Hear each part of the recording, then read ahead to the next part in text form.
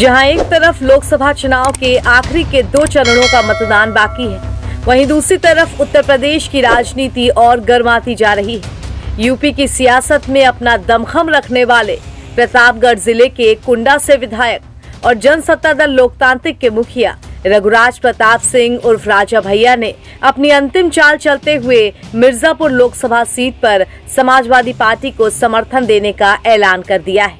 माना जा रहा है कि राजा भैया का यह ऐलान न केवल मिर्जापुर सीट पर ही बीजेपी को नुकसान पहुंचा सकता है, बल्कि पूर्वांचल की कई सीटों पर इसका असर पड़ सकता है।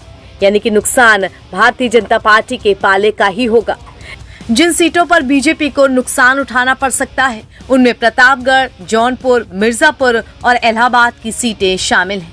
राजा भैया ने पहले बयान दिया था कि वो अपने समर्थकों से न्यूट्रल रहने की अपील कर चुके हैं, मगर बीते कल यानी छठे चरण के चुनाव प्रचार के अंतिम दिन सपा मुखिया अखिलेश यादव ने प्रतापगढ़ में एक बड़ी जनसभा की, जिसमें मंच से राजा भैया की पार्टी के जिंदाबाद के नारे लगे। साथ ही अखिलेश ने भी नाराजगी दूर करने और साथ आने की बात कह दी। तो आपको चारों तरफ से समर्थन मिल रहा है कि नहीं मिल रहा है? बताओ, कांग्रेस का समर्थन मिल गया कि नहीं मिल गया? अपनी आप पार्टी का समर्थन है कि नहीं है? और जो लोग थोड़ा बहुत नाराज रहते थे, आजकल वो भी साथ आ गए कि नहीं आ गए? बताओ, आपकी सब तरफ से मदद हो रही है कि नहीं हो रही? और जो बीजेपी वाले सांसद हैं, वो रो रहे हैं कि नहीं रो रहे हैं?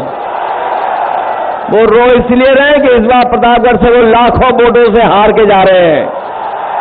सपा की रैली में मंच से राजा भैया के समर्थन में लगे नारे और अखिलेश यादव का बयान ये बताने के लिए काफी है कि बीजेपी के लिए अब रास्ता मुश्किल हो चुका है। दरअसल बीते कुछ दिनों से एनडीए के नेता राजा भैया पर हमलावर नजर आ रहे हैं।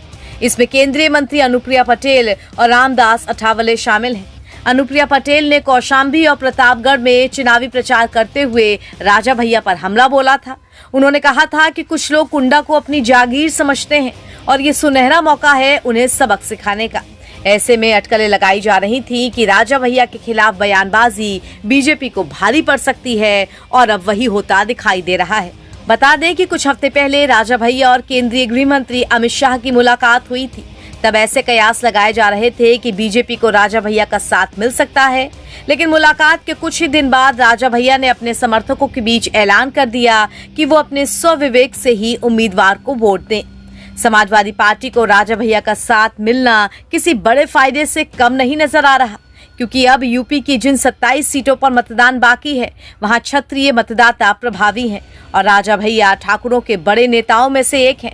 राजा भैया की पार्टी भले ही एक भी लोकसभा सीट पर चुनाव नहीं लड़ रही हो, लेकिन चुनावी चर्चा में वो लगातार बने रहते हैं और इसी से उनकी ताकत का एहसास भी होता है। हंगामा टाइम्स की तमाम खबरों को देखने के लिए हंगामा टाइम्स को सब्सक्राइब कर लीजिए और बेल आइकन दबा लीजिए। अगर आपको ये वीडियो अच्छा लगा हो तो लाइक बटन प्रेस कर अपनी प्रतिक्रिया हमारे कमेंट बॉक्स में देना मत भूलें।